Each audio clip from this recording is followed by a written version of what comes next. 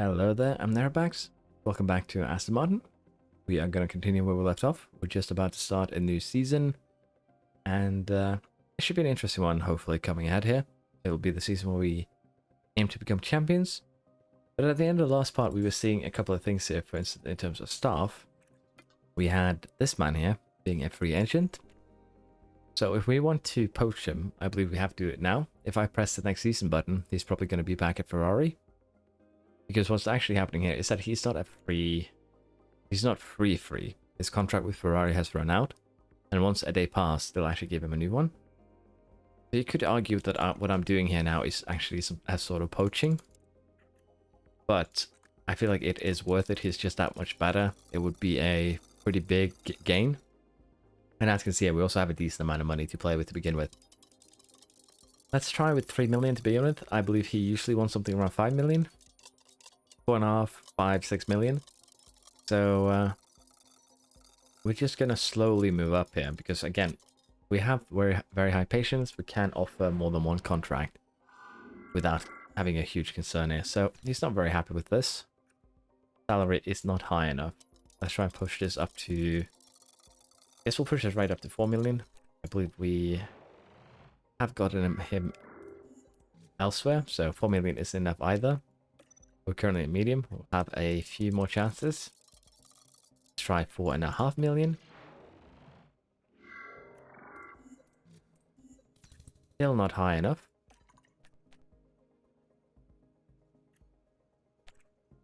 So let's try 5.1. See how he feels about that. There we got him.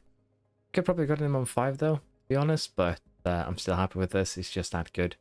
And as you can see, it's going to cost us 2.4 million to hire him because we need to fire our current staff, which is Ian Greg, and we're going to pay a starting bonus. So we are going to go ahead here and hire this man.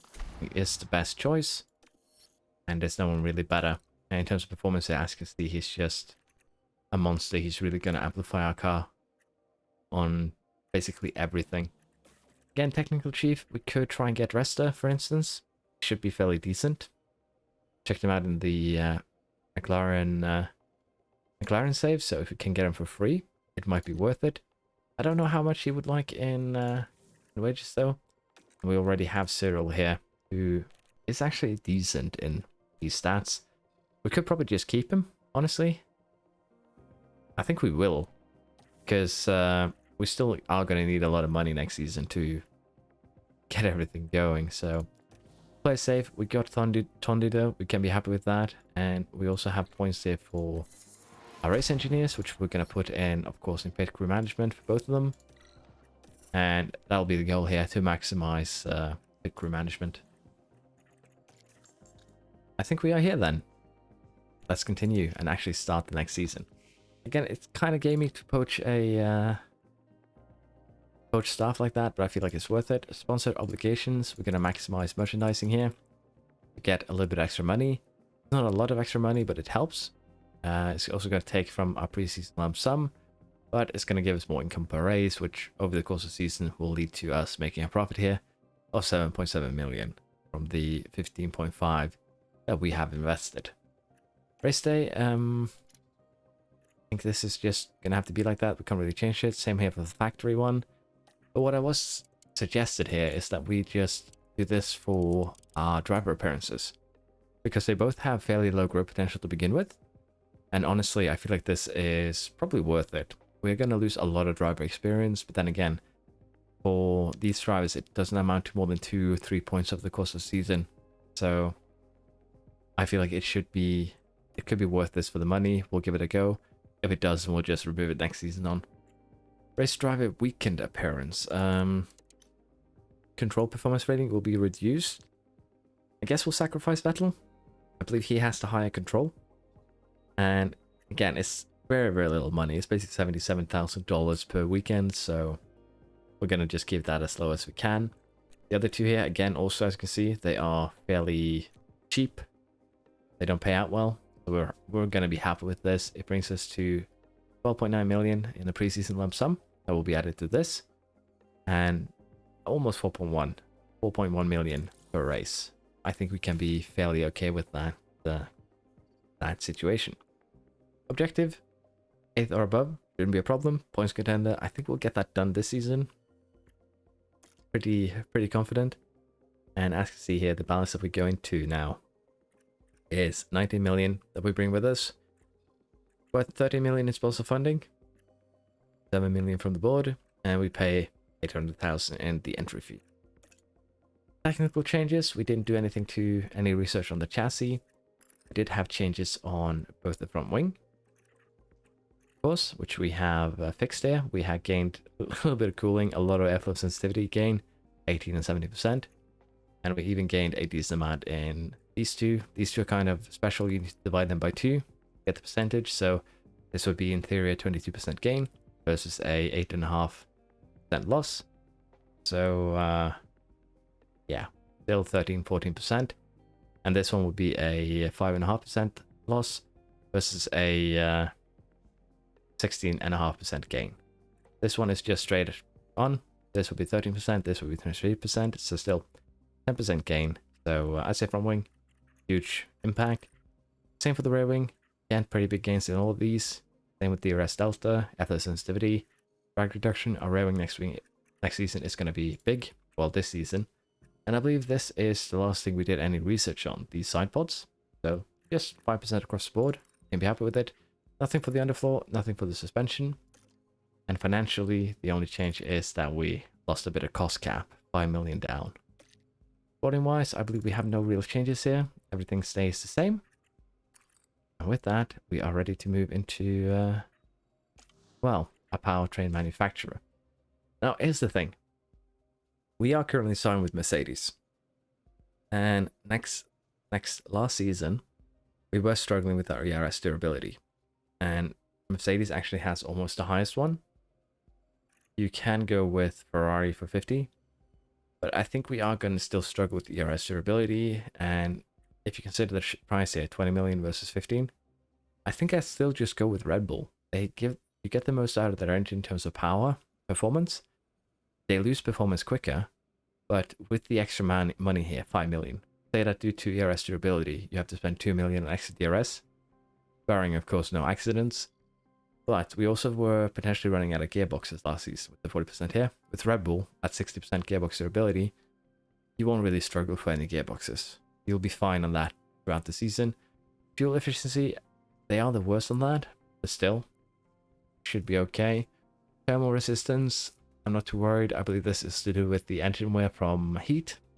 So I'll still be happy to go with Red Bull. I should probably test just how much is actually 10% of powertrain performance actually worth. We might do that some other time, but not right now. But I will go with Red Bull. They have been working for me in every other game, and I just feel like it's the best choice. Our internal car report, as you can see from our 2022 performance to our 2023 performance, we gained a little more than 1 kph here in top speed. Like just pure top speed, we gain 0.011 acceleration. We gain low speed, medium speed, high speed. So our car is now already a lot better.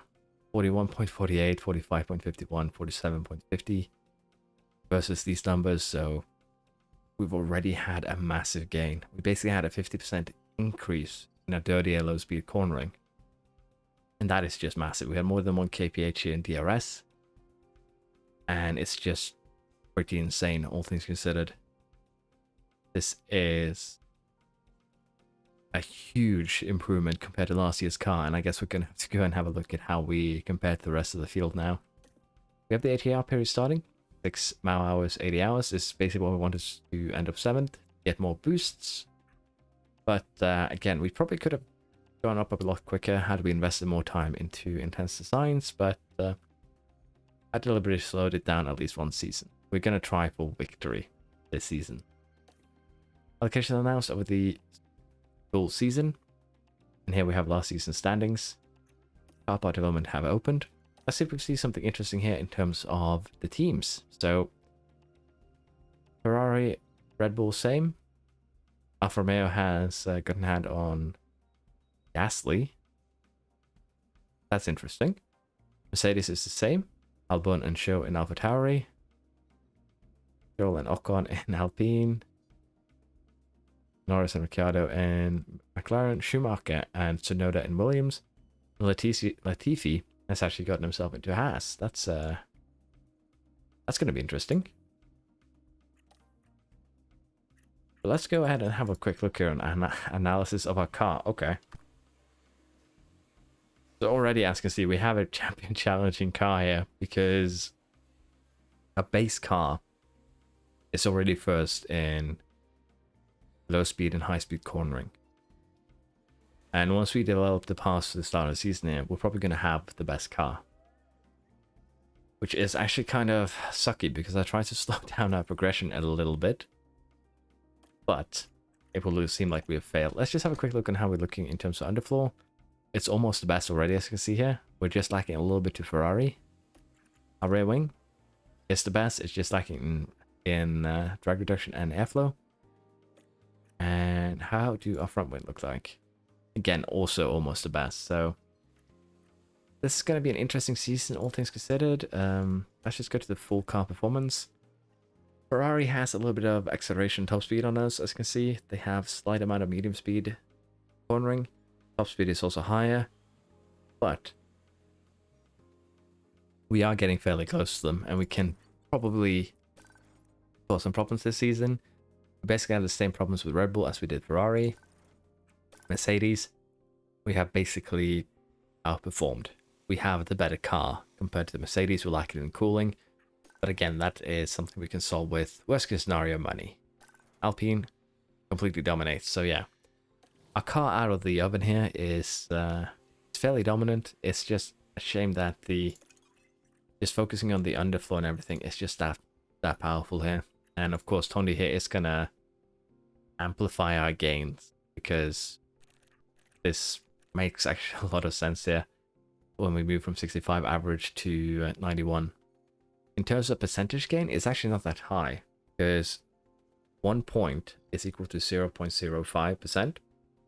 So with us gaining 65 to 91, 26 points, we don't actually gain too much. It's 1.3% average, but if you look at it from another perspective, it's a 1.3% gain across the entire car with no development involved, just pure stats. And I believe since we picked him up before the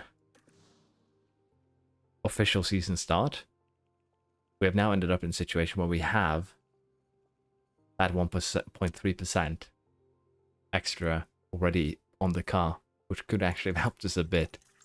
But let us get started here with development. We're going to do what we usually do. We're going to get that underfloor out of the oven quickly as we can. And of course, we're going to be putting everything we have into it. It's just the best way to do things, I feel. All sliders to the right. Not as powerful as it used to be, but still fairly okay in terms of gains here. As you can see, we have 1.22 here from the side focus choices.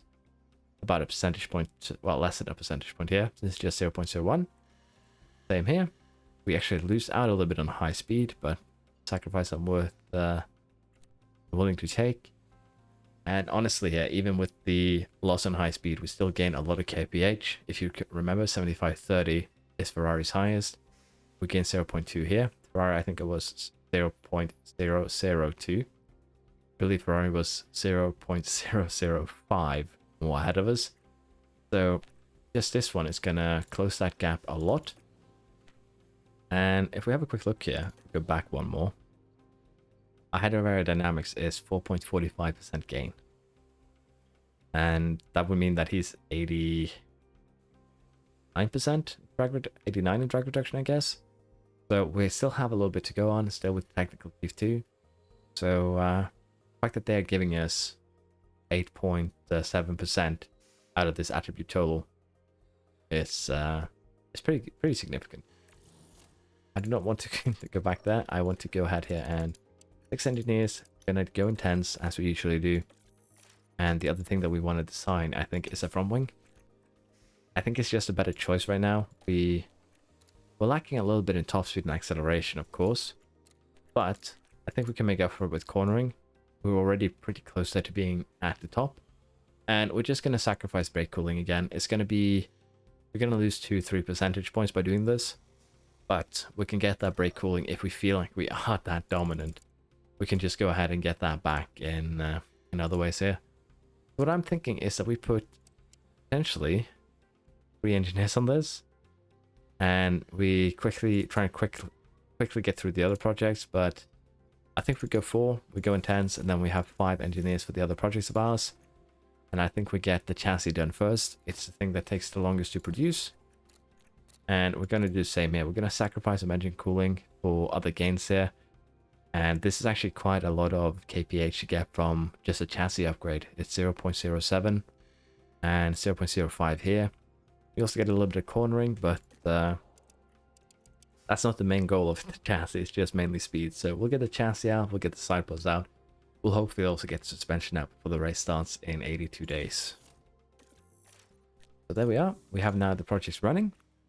And I believe we also get another project done fairly soon here. How long is it until the upgrade comes in? The Design Center upgrade here. So we'll probably not get the rear wing ready for Bahrain, but we'll get everything else ready. And then we'll see what our car really is capable of. Even with a fairly quote-unquote relaxed first season, I think we might want to limit ourselves to, say, a single design slot, even 2. Let's see if we can beat the AI, because that is potentially doable for Hauge here. Get both points in reactions. And suspension sim is in poor condition. And again, I'm not going to do anything with this.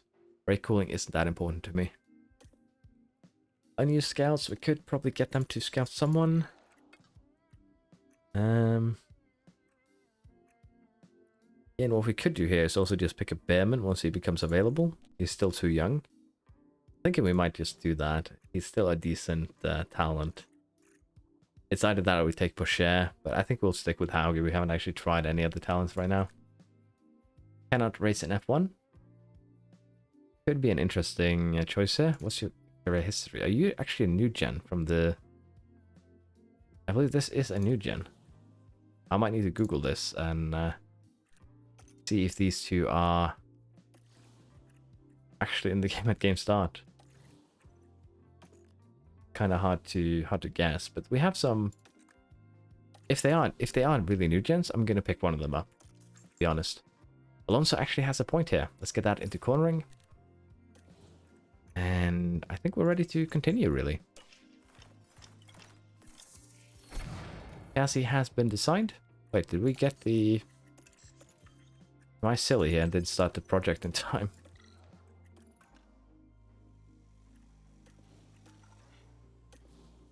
I believe it said Design Center upgraded, so I got... Yeah, it has actually been finished, so I got focused on something I shouldn't have. We can now run 4 projects, and we can also go ahead and just hire, right away, 5 more engineers. Get that out of the way.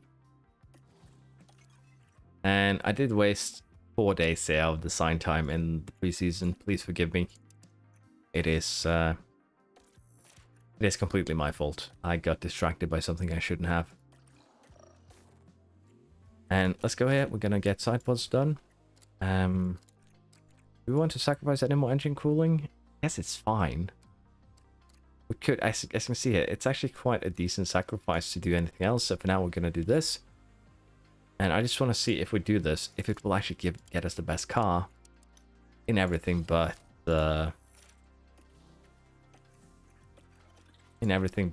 what's it called? Why is my mind stuck? In everything but cooling is the one. Now, if we were to start a rowing project, everything maximized, yeah, and as you can see, the gains aren't actually that huge. Where to make a new one, compared to everything else. So what I'm thinking we actually do here is that we do not make a new rear wing right now. We skip that, wait for the next ATR period, and we invest that into making the rear wing. I think that is actually the best move we could make right now. This is actually going to hurt the brake cooling quite a bit, about 3 percentage points. The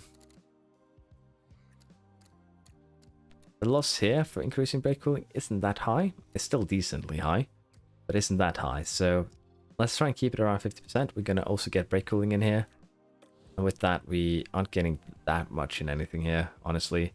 We're losing actually a bit of brake cooling due to the suspension stem being damaged, but I think we can do this. It should be okay. We'll limit ourselves a little bit. And luckily here we had enough money for everything we wanted to do. Again, we could also potentially hire a new technical chief, but Cyril here is fairly decent. He's not the greatest, but he's good enough. And I should have put these points in before I designed the new parts, but that is on me. Crew management, where we'll invest all our engineer points in. And we'll just kind of balance it here, I think. It should be okay to just do so. And for Cyril, of course, we're going to maximize underfloor, then front and rear wing, basically.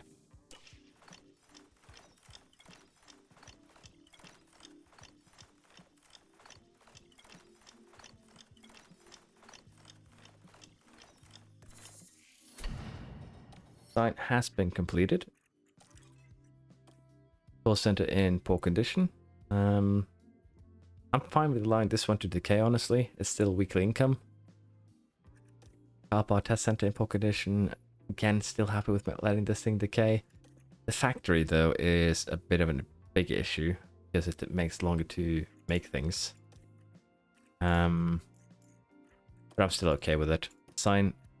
Let's make this. And as I said, I'll consider what we do a bit later on. And the thing is, do I want to develop any new parts now? We already have a chassis. We have a suspension. Gonna wait for the rear wing. But do I want to just wait a little bit? Or do I want to say, do this? Make another chassis that has engine cooling. And I think this one is equal to the other chassis with this. So I think we'll just do that. And we'll take a look at how it looks. It's going to cost us a bit extra money, 400,000 to develop, but I can live with that, honestly. It's not the worst thing in the world. Welcome to the 2023 season. Ferrari secured it with Leclerc on the first place in driver championship. Not too much really happening. I guess we can just continue. We have the front wing design completed though, which is good. And we'll just get 6 of those manufactured right away. They'll be done, well done before the next race. And I think we'll just do we want to do any underfloor? Sorry, suspension. We could just do this again and just go for the expertise. So I think we'll do that. We'll put 4 engineers on it. We'll do it in 10s. And I think the underfloor will come out around the time where the ATR period begins. Yeah, we're on our new ATR now with the side pods. Post Barcelona testing results. We are still first on cornering. And honestly, it looks a bit interesting for next season. LD pad in poor condition. We are going to refurbish this one now. 6 days until the Bahrain Grand Prix. I'm just going to get it refurbished before I forget. And honestly, I'm fine with letting these two decay even further. We're going to save money. Let's get the side pods manufactured here. It'll be done not in time, really. So let's rush these two. Yeah, let's rush 2 parts. And once this is done, I'll have to remember to make 2 more.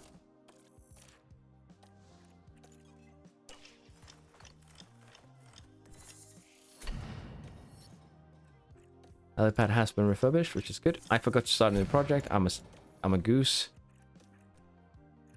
We also have no manufacturer slots available, so we're probably going to have to rush it. I forgot 2 things here. So currently we have only 2 projects running. I wanted to start a rail wing project with all the ATR. Because as you can see, what we're currently lacking the most is just acceleration. It is just top speed.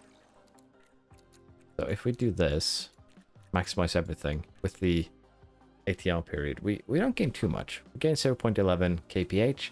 We gain single point in acceleration. We gain a little bit of cornering. And we're getting a little bit here too. So not the best, but it's still okay. Still pretty decent. We'll put 6 engineers in this. We'll have it done in 54 days. So a lot of racing will be done before it comes out. But we'll just focus the other projects into just increasing expertise for the other 3 pieces. And we can get the big ones done with research. I think that is the best plan, really. Okay, so currently have a problem with us being unable to... We already made 4 of these, so if I edit the projects down to... If I do this, we actually get the money back. We did. And that's actually pretty good, because now we can actually manufacture the underfloor. Honestly, if we destroyed 4 front wings during the first race weekend, I'm going to be very impressed. And let's see here. It takes 5 days to make 1 underfloor. So what we could do here is very simple. We emergency 1. Get it in time. It's expensive. Don't get me wrong. It's 600,000 extra cost. But I feel like we could do this just because it's fun to me. And I want to see just how good is our underfloor once we get to this first race, of course. And I want to manufacture 1 more. Get it to normal. Make 3 of them so we have enough. And we'll put that order in as well. So we'll have to see now once we get to Bahrain just how we're looking. Do we have 4 projects going? We do. Good. And we might slow things down until we can research because we are actually running out of money. We're running a really tight ship here. We only have about 3 million left to play with. So a bit concerning. Side pods have been manufactured. Suspension has been manufactured. For the side pods though, we want to manufacture 2 more. Just do it normally. And post-Bahrain testing results. Again, this is without any pieces on our car. So we'll do our own test now in Bahrain. We are prepared now for the race weekend. And the first thing we'll do is to go to our warehouse here and slap on this new chassis, which will improve our top speed a bit. A front wing, which will do a little bit for the cornering and also a little bit for the top speed, which is funny to me. The rear wing, nothing there sadly. The side pods also managed to get done. They're actually a fairly big increase to speed. A bit bigger than I would have anticipated. The underfloor is the big one here, which actually brings us up to pre-season Ferrari specs in terms of speed. So with the suspension here too, we might actually be in a position where we straight up are the best car. Let us analyze our car compared to our opponents. As you can see here, we're first in all but 3 categories. We're second in top speed, just pure top speed and DRS top speed. We're third in acceleration, but we're also first in DRS acceleration. So yeah, we should win this season, sadly. We took it slow, in quotation marks, and we still came out on top here. We have beaten Ferrari here. They have not developed their top speed during preseason by looks of things. Could also be that they just don't attach their parts until the AI doesn't attach their parts until the first Grand Prix. So we'll check after if the stats here look familiar or not, I think. But for now, we actually have the best car on the grid. So we are expected to qualify pretty badly, which means that, as you can see here, by saying that we're going to qualify 1 and 2, we're going to make a lot of money. But I'm unsure if Vettel can actually pull through on that. So we'll just say that we're going to qualify in the top 2 with 1 driver. And both drivers reaching to Q2. But in general, because we are not expected to reach this, I believe we do get actually a slight amount of extra money. So if we say that we're going to win, and 1-2 potentially, that's $500,000 extra. So let's just gamble on that. We're going to go 1 driver. It's going to be in the top 2 over 5 races. We get $2.5 million extra. If we go all in here, we could get potentially 5. But a lot can happen over 5 races. We can have accidents. We can have other incidents. So we're going to go with this. And with this, I think we're done with the preseason here. And as you can see, it's potentially a lot of extra money to be made here. And that is also probably another reason why you don't want to do super well your first season if you want to min-max. Doing well your first season leads to you getting more money from, of course, the prizes, from your team being rated higher. But you can probably get a decent, if not as much, maybe even more, from just doing good with your race targets. So, this has been preseason for both editions of the Aston Martin series. I hope you have enjoyed. This video should have been uploaded a little bit after today's race in Suzuka. I will be streaming later today if you're interested.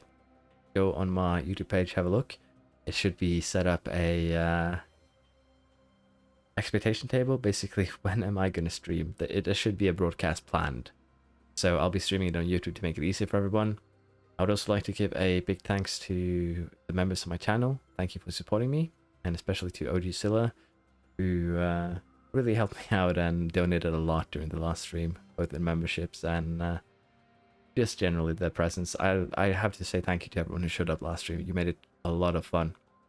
If you enjoyed this video, please like and subscribe. Helps me out a ton. And thank you to everyone who's already done so. Even just something as little as liking and subscribing does bring a smile on my face, so thank you very much. Hope you've enjoyed this video. See you next time. Bye bye.